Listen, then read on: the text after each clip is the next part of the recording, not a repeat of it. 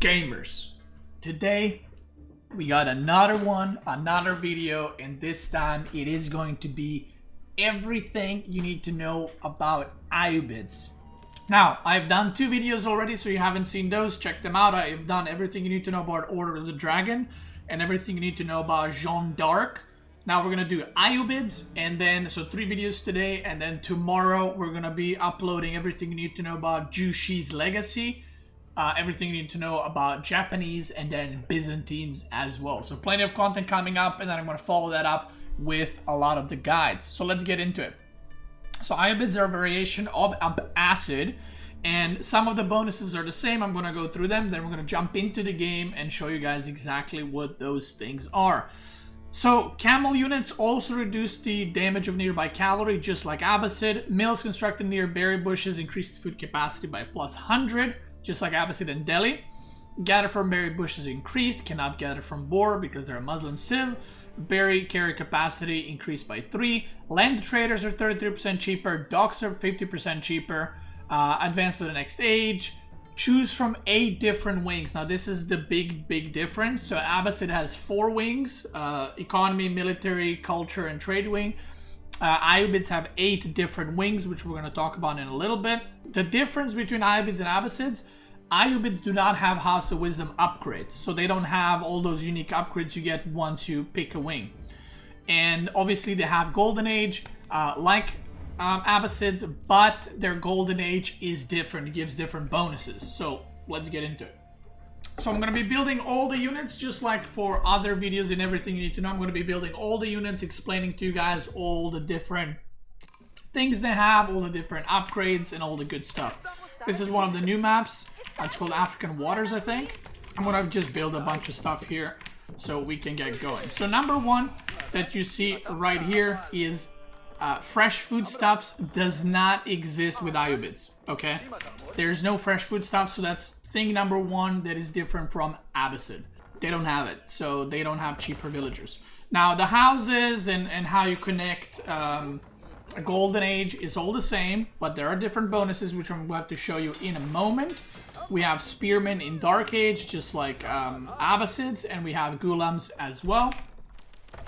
Now, this is how the wings work. I'm going to show you in a moment. Regarding water, it's pretty much same as Abbasid. You have the teak masts upgraded, which increases the health. The docks cost 75 wood.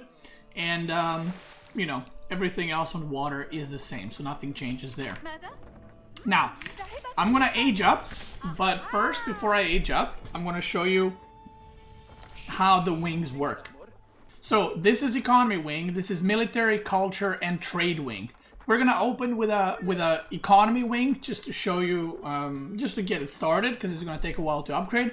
The first economy wing is growth. Upon completion, gains 3 villagers, and orchards gain 50 additional food, which means when you build a mill on berries, it gives up to 400 food out of 250. So it's not 350 out of 250, it's 400. And you spawn 3 villagers immediately out of House of Wisdom. The second economic upgrade is industry. Upon completion, grants 300 wood. So the moment you age up, you finish age up, you get 300 wood. So you can do some fast 2TC builds with this. Now, we're gonna go with this, because the economy wing, I would say, is probably the least interesting. But let's go on to the next thing, which is, you know how Abbasid wing scales with age? So if you get it in, you know, if you age up into feudal with trade wing, you get 3 traders. If you age up to castle with trade wing, you get 5 and you or 4. And if you age up to imperial with trade wing, you get 5 traders. Ayyubids, all wings work like that. So, meaning, once I complete this, all these other ones are going to get buffed. So all the wings scale up. So for example, if I was to get a military wing first, and then into castle, I was going with economy wing industry, I think you get 600 wood or something like that. So all the wing bonuses scale up. There's not a single wing bonuses that stays the same. It scales up depending when you research it, which actually opens up for a lot of potential like choices and strategies and options, because the order that you take the wings in is very important because you get different bonuses and different things. So we're gonna start with the economy wing. Again, if I took economy wing into castle, I don't know exact numbers, but I think you spawn with 5 villagers, and I think orc cards also give more food per berry. But obviously, you know, by that time you're probably gonna be on berries anyway, so how much value are you really gonna get, kind of thing. So here we go, we're about to age up. I put these guys there. I'll make sure I have enough villagers. I'm gonna build a bunch of stuff. There we go. Alright, so there we go. 3 villagers popped out, and now all the other wings got buffed. Now the important thing to note is, because I chose one economy wing, you can see the second one is gone. So you cannot choose both military wings or both culture wings or both trade wings. You only choose one of them, but just like Abbasid, you can age up 4 times. The 4th time is basically just for HP on House of Wisdom, and you know, you get some perks to it, but that's it. Ayyubids still have phalanx, just like Abbasid does. Now, let's talk about Golden Age. Actually, let's just talk about all the wings first. So, military wing number 1. Upon completion, cavalry units gain the ability to construct siege weapons. So you can construct siege weapons with camels. That's right. That includes mangonels. The House of Wisdom produces 3 Desert Raiders every 2 minutes for the rest of the game. Now, if you get it in Age 1, I think, or into Feudal Age, you don't get 3, you get, I think, 1 or 2 every 2 minutes. So if you're doing some kind of like feudal camel rush, technically you can get this and then you can make siege with camels, but you know, depends what strategy you want to go for. The second military wing is Master Smiths. The blacksmith damage and armor technologies become free and complete automatically when entering an age. So what does this mean? If I build blacksmith right now and I went for that wing, for this one right here, the moment I would age up, all the +1s would be done. They would be finished, free of charge, right? So this wing might seem really good, but technically you just get some resources. Maybe if you're doing some kind of like castle rush with Ayyubids into Ghulams, you can age up 2 castle with this wing. So when you age up, you have all the tier 2 blacksmith upgrades. But one important thing to note, these are level 1 upgrades, right? If I don't have these researched and I age up to castle with Master Smiths, I am not going to get all upgrades for free. I would first need to research Bloomery, okay? And then I would get the level 2 upgrade for free and instantly completed. So that's very important to know. If you don't have these researched in Feudal, aging up to castle with that military wing will not give you all free upgrades. You have to research the first tier manually if you skip them until you would get the newest upgrades. Then we have Culture Wing. This one is really interesting. I'm sure it's gonna have some cheese uses, but Culture Wing advancing to the next age takes 40% less time and 500 less resources. So again, this scales with age. So aging up to Feudal, don't quote me on this, but I think aging up to Feudal is like 220 or 240 food and like 120 gold.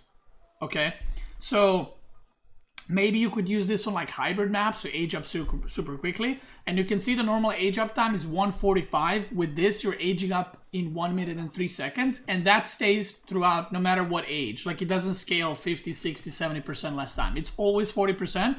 What scales is how many less resources it costs to age up. So I'm sure this is going to have some kind of use, maybe on hybrid maps, or like if you're doing some Ghulam cheese, or I don't know.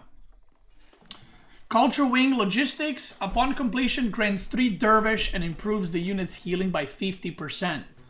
Dervish are the monks, basically the religious units of Ayyubids, and they are camels. And they look really cool, which I'm going to show you in a little bit. And then the last 2 wings, which are, these wings are busted as hell. These wings are the strongest wings. And I'm going to show you one of these now. So we have Trade Wing Bazar. Every 3 minutes, a trade caravan arrives with a random selection of 4 favorable exchanges of resources and units. The quality of these trades is permanently set depending on the age at which the trade is constructed. Using the trade wing to enter a later stage provides more lucrative trades. So what does this mean? I'm going to age up, and I'm going to explain more about this one. But basically, if you age up with it in feudal, your trades that you're going to get are going to be less worth, or you know, giving you less units or less resources. If you research it in Imperial, it's going to give you much better options. And then trade wing advisors, upon completion, gain 4 Atabeg, which can be garrisoned in any military production building to increase the health of newly trained units by 20%.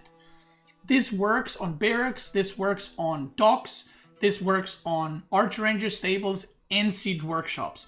So this wing I can see being used on water maps like Baltic or even Boulder Bay, because once you age up in feudal with this, you get 2 of them. And you can put 2 of them in docks and your ships have 20% more health.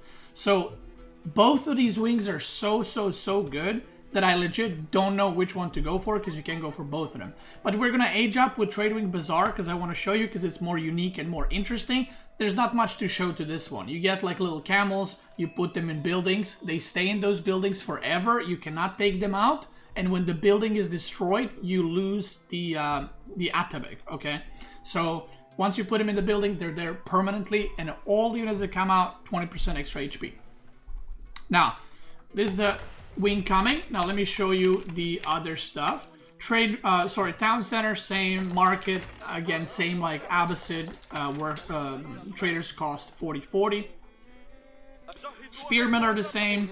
Archers are the same, but have in mind that Ayyubids do not have upgrades, like I mentioned previously. You don't have composite bows for your infantry. You don't have boot camp. So Abbasid is a very infantry-heavy civilization, and Ayyubids are using infantry support and their cavalry or camel-heavy civ. So that's very important to note.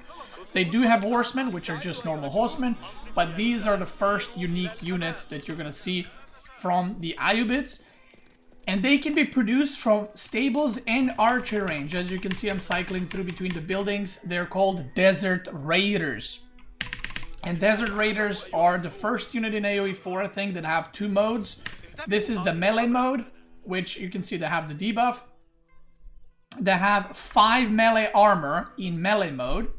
And they do 14 damage plus 13 versus cavalry, so like camel riders do.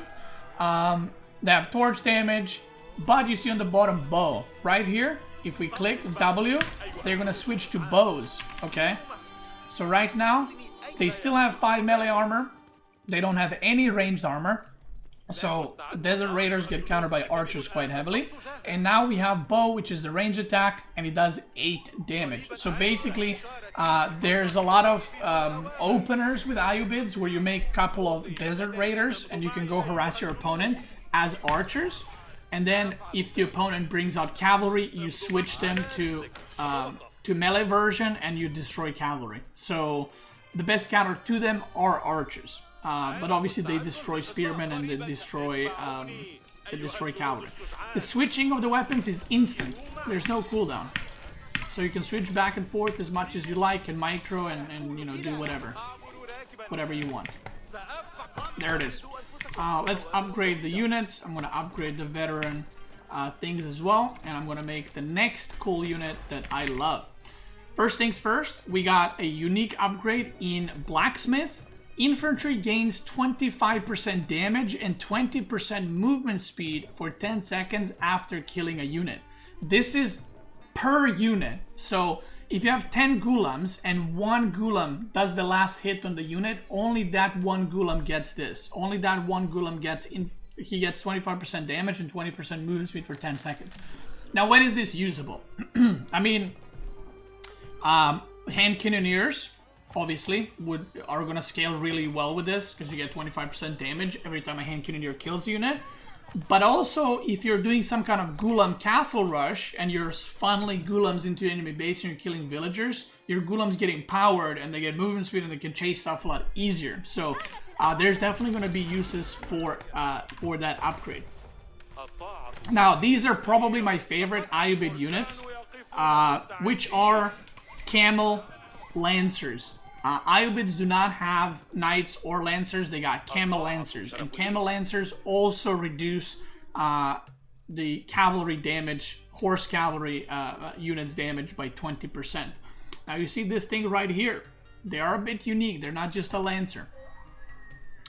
Camel Lancers charge faster more often, which means less cooldown, and for longer distances than the other cavalry. Camel Lancers deal minus 25% less baseline charge damage.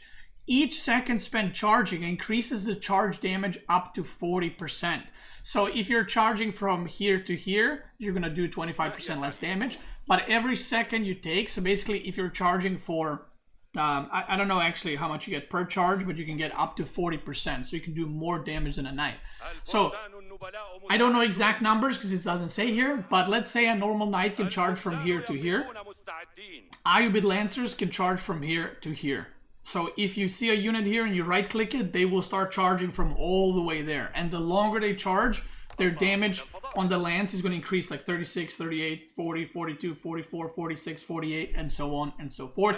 They're very, very cool to use. And the fact that they counter other cavalry is really strong because your opponent basically needs to make spearmen in order to deal with them because they do have 4/4 armor. Sometimes you can deal with enemy cavalry with cavalry, like with knights, but not against Ayyubids, because, well, yeah. Alright, next thing, they can also create mangonels and siege, you know, just like Abbasid without any research, but don't worry about it, I got you covered, I know what you want to see. We got a siege tower, and then we got Tower of the Sultan. The guy she tells you not to worry about. It costs 650 wood and 350 gold, and it takes a while to build, so we're gonna let it cook for a while. But what I didn't talk about is Golden Age, so let's do that. Golden Age 4 activated. That's right, 4. So what are the Golden Ages?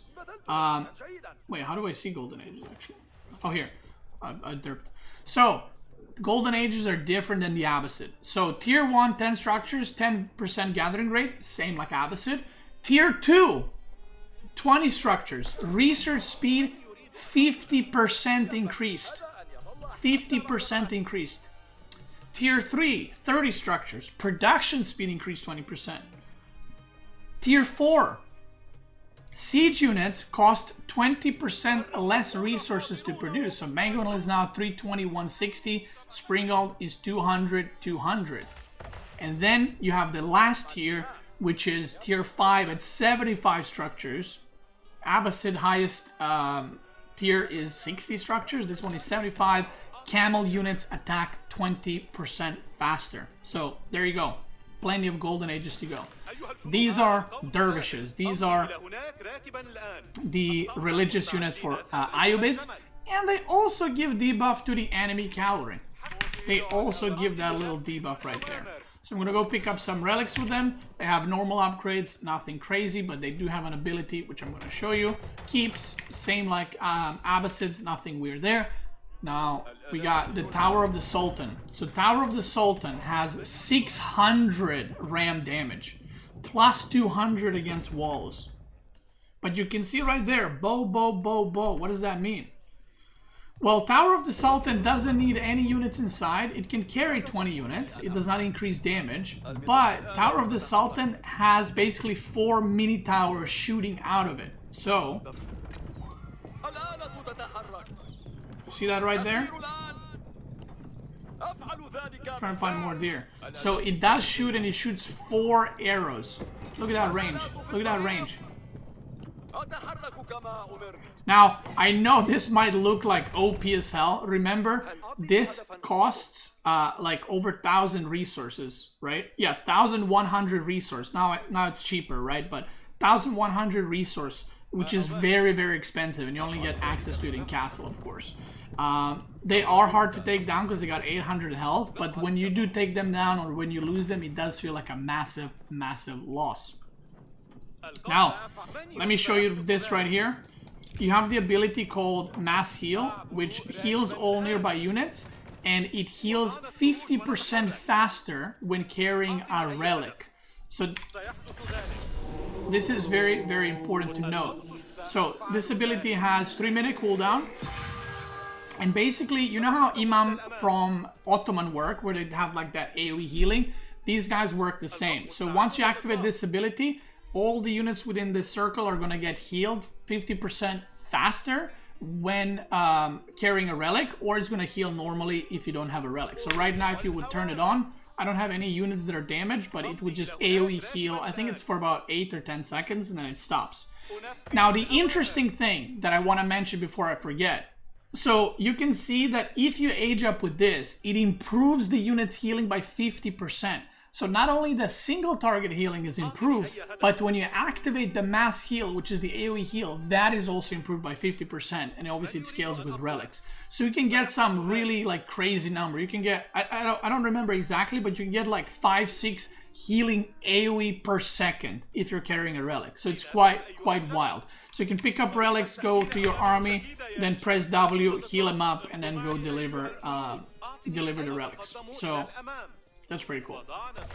Alright, now let's go back to the House of Wisdom, and let's go back to... Oh, sorry, let's do this first. Siege Carpentry. This is unique to Ayyubids. Upon completion, siege units gain access to structural reinforcement ability. You guys can't see because of my camera, but you can listen. Siege units gain 20 melee armor and 5 fire armor for 10 seconds. So what does this mean? Basically, siege units don't have melee armor. So when you activate this ability, I'm going to make a couple of more siege units so you guys can see exactly what that looks like. You will get 20 melee armor, so it's going to make them basically, like, horsemen are going to deal 3 damage to them. And they're going to get 5 fire damage, which is obviously against villagers burning them down. So you can kind of protect your siege with that. And I'm assuming the reason why they did that is because Ayyubids are supposed to be very cavalry heavy. So you will not be able to protect your siege against cavalry. Because, I mean, yeah, you can make spearmen, but you know what I mean. Now, let's wait for that to finish so I can show you guys. Also, if you're making rams and you're trying to destroy a TC in castle, your opponent might try to... This obviously is only available in castle. Opponent might try to jump on your siege with villagers or units. Well, in that case, you can activate this. And then you get 20 melee armor and you get 5 torch damage armor, which is very, very nice. So makes your siege a little bit beefier, and it lasts... Oh, wait, it's AoE? Wait, only usable in 1 unit at a time? Wait, what? Oh, wow, okay, I did not know that. So it has a global cooldown, and it only grants it to 1 unit, and it costs 50 wood. But it pretty much makes your Mangonel or Springald immune to damage for that duration. Okay, I didn't know that. But there's a little something here that you might be seeing. Mangonel for Ayyubids is not a Mangonel. I'm glad I made it because I completely forgot about it. There's too much new stuff. Mangonel for Ayyubids is called Manjaniq. Manjaniq? I probably butchered it. So, Mangonel has a normal attack, as you know. Right? Just a Mangonel attack. But if you press this,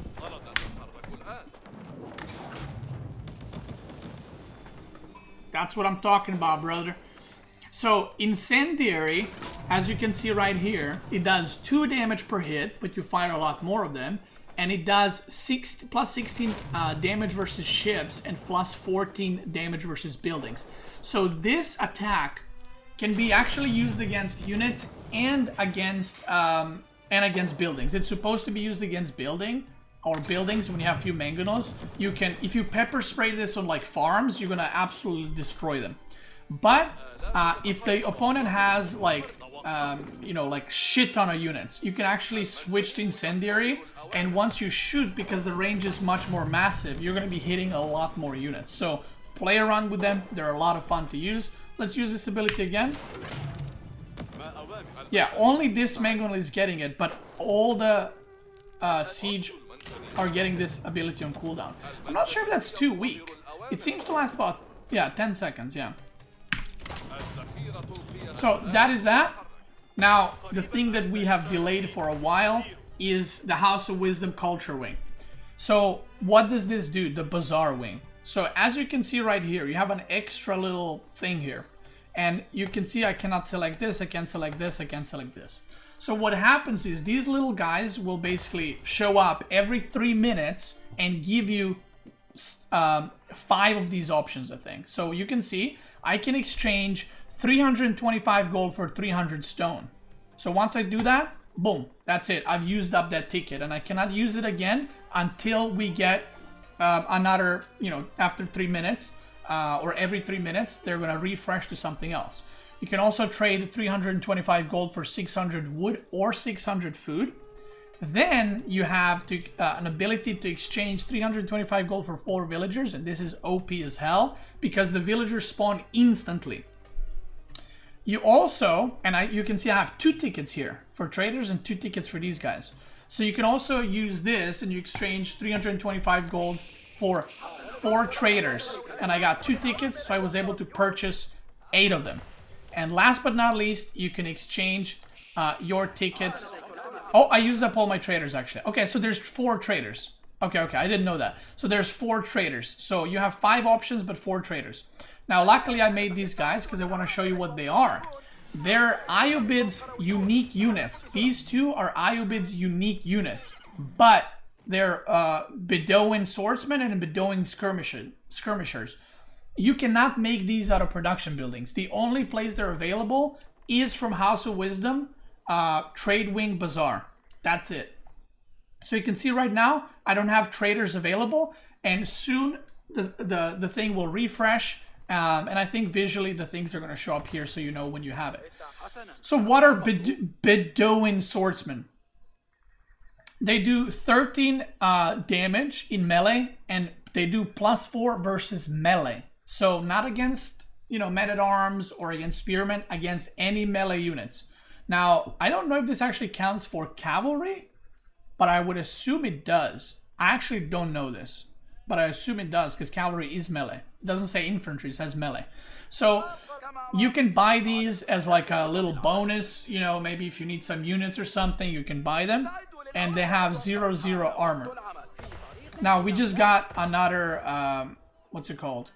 I got the traders back, but this hasn't fully refreshed. It only gave me 1 more. I'm not sure how that works. Well, we're going to wait and see in a little bit.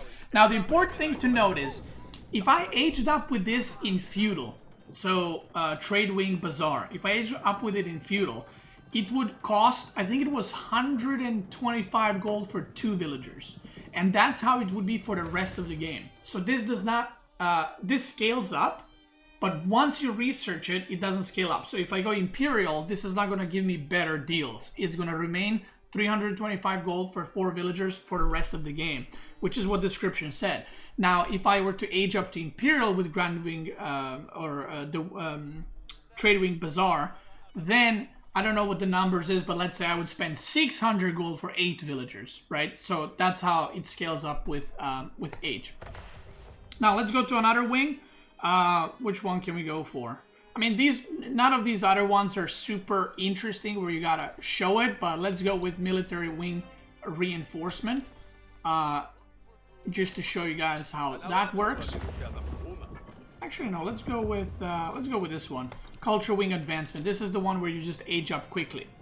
Because I want to show you, this one right now produces 7 Desert Raiders, which are the camels that can switch to melee or ranged, every 2 minutes out of House of Wisdom. I actually don't know what this does if you go for it as a 5th wing, because there's no researches then. I'm actually curious. We'll see now. What else is there to show? Blacksmith, another upgrade, which is Infantry Support. So you know how Abbasid has an upgrade that makes their camels give their infantry +2 armor? +2 armor? Well, Ayyubids have the opposite. The infantry units increase the armor of nearby camels by +2/+2. So again, it's a more cavalry-based civ than Abbasid is. And this is the quicker age up. There it is. And as you can see, you're still exchanging 325 gold for 4 villagers. Okay, now we just got fresh trades. Okay, there we go. So now we got fresh trades, and now we have 1 ticket for this. Boom, 4 villagers pop out. Or we have the Bedouin Skirmishers, which I'm very happy about because I wanted to show you guys those too. Bedouin Skirmishers are ranged. They have a javelin attack, and they do plus 11 damage versus light infantry, which is very cool. So they're kind of like javelin throwers, but not against ranged units, but against light infantry instead. So very cool. You can use them defensively, you can use them offensively. Very nice. Now, we have aged up to Imperial, and now, okay, this does not scale past it, I guess, which I did not know. So, the House of Wisdom produces 7 raiders every 2 minutes, which is how it was earlier, but you can still get it, you know, just to get this. Basically, you'll get 3 units for the rest of the game. Or, I guess you can get this, but probably not, because you should already have blacksmith upgrades researched. So you can still get this, just like Abbasid as a 5th age up for HP and House of Wisdom and some perks. Now, let me upgrade all the units that we have. So we're upgrading everything. And in University, there are no unique upgrades, so everything is normal, just like the other civs. I actually want to get the upgrades so you guys can see the final stats of the units. Obviously, you have hand cannoneers now. So nothing weird there. You have gulams, you have all the good stuff that the other civs do. Now, these guys, by the way, do scale up with age. So, right now they have 202 health. So, not with the 5th age, but if you get them in feudal and then you take age up to castle, they will get bonus, what's it called? Bonus HP. I think so, at least. Okay, here are the Camel Lancers. They have 294 health and they do 29 damage. We got the Elite Desert Raiders, which have 21 sword damage plus 19 versus cavalry, and then 16 on the bow damage, which is very, very nice. What is the general play against Ayyubids and with Ayyubids? I mean, just because they're a cavalry civ doesn't mean that you have to just go cavalry and nothing else. Like, you know, AOE4 doesn't work like that. We're about to see the armor on the camels. There we go. So all the camels now have +2/+2 because I have any infantry nearby them will give them the armor. Now, just like French, you know, you do go for knights, but occasionally you will go for men-at-arms and you know, you will go for archers. I am assuming that Ayyubid's playstyle will be based around camels. You will be using camels, but you will also be using infantry as support, just like French uses archers as support. But I'm also sure you're going to see a lot of gulams being used. You're going to probably see the Tower of the Sultan being used. Obviously, the unique mangonels are really, really cool. So in general, I don't think you're going to play them like Abbasid. I think Abbasid is very boomy. Like, your goal is to make multiple TCs and then just grow your eco and just go for it. Ayyubids have, in my opinion, a lot more options because of the wings. Like, you have to really pay attention to which wings the opponent went for, because the culture wing might seem like it's kind of like a tech wing as with Abbasid, but with Ayyubids you can actually get economy and units instantly coming out, so you can get really good deals. Obviously you can buy stone for the rest of the game if you get it. And oh, there's the Elite Desert Raiders coming out because of the military wing that spawns 7 of them every 2 minutes. So I think they're gonna be played like more like 1 TC, maybe 2 TCs. I don't see this civ being played with 3-4 because remember, you do not have fresh foodstuffs. But after that, it's going to be very dependent on which kind of wing you're going for. And I think there's going to be a lot of variety with Ayyubids, with like people cheesing with like Gulam rushes or going Desert Raiders and people struggling how to deal with them early on until they figure out archers are the way. But I'm very excited to see what's going to come out of Ayyubids and what the proper play style is going to be, because they got a lot of new unique stuff. So who knows? I guess we'll have to experiment and see which wing orders are gonna be the best, or you know, the ones to go for and stuff like that. So that's it. That is everything you need to know about Ayyubids. I hope you guys enjoyed this video. Again, I have uploaded everything you need to know about Order of the Dragon and Jeanne d'Arc. You can check them out on my YouTube. Tomorrow, I'm going to be uploading everything you need to know about Jushi's legacy, everything you need to know about Japanese, and everything you need to know about Byzantines. I wanted to do these three first because they're a bit simpler, I guess. The other three are much different, I would say. So there's a lot more information to kind of take in. And remember, I'm going to do 6 new guides, one guide for every new civilization variant, whatever you want to call it, that came out. And check me out on Twitch. I am doing a subathon live right now, playing the new civs, experimenting with them, and probably making a bunch of videos for you guys on YouTube as well. YouTube gamers, thanks for watching. Have a great day, and I hope you're as excited about the expansion as I am.